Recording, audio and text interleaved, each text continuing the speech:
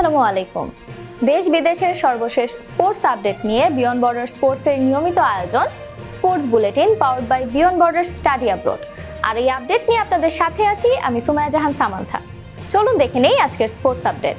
আগামী সেপ্টেম্বরে জাপানে অনুষ্ঠিত হতে যাওয়া 20তম এশিয়ান গেমসে 26টি খেলায় বাংলাদেশের 202 জন ক্রীড়াবিদ অংশ নেবেন।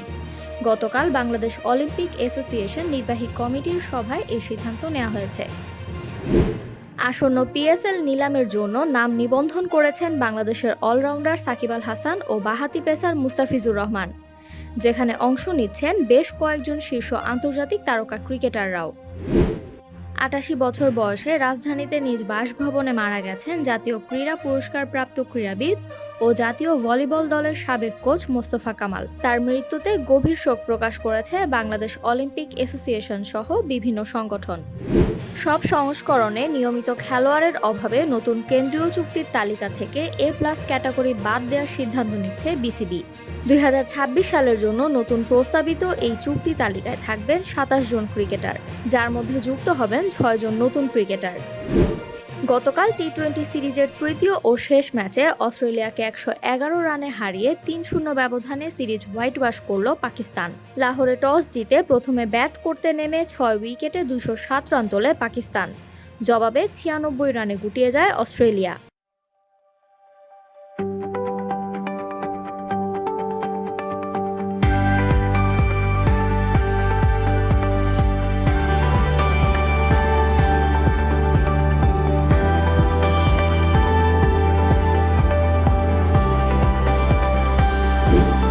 বাংলাদেশের প্রতি আইসিসির পক্ষপাতিত্বমূলক আচরণের প্রতিবাদে টি-20 বিশ্বকাপ 2026-এ অংশ নিলেও ভারতের বিপক্ষে 15 ফেব্রুয়ারির ম্যাচ না খেলার সিদ্ধান্ত নিয়েছে পাকিস্তান সরকার।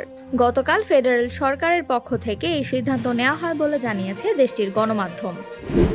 নোভাক জকোভিচকে হারিয়ে প্রথমবারের মতো অস্ট্রেলিয়ান ওপেনের শিরোপা জয় করেছেন কার্লোস আলকারাজ।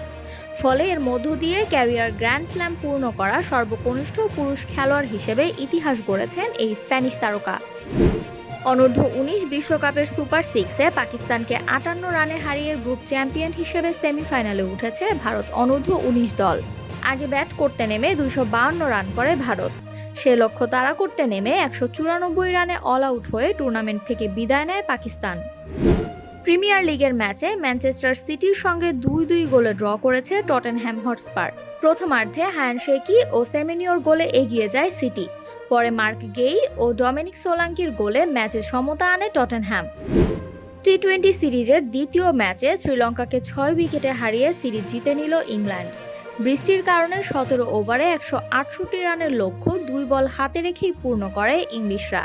ফলে এই ফরম্যাটে সব মিলিয়ে টানা 10বার লঙ্কানদের হারালো ইংলিশরা।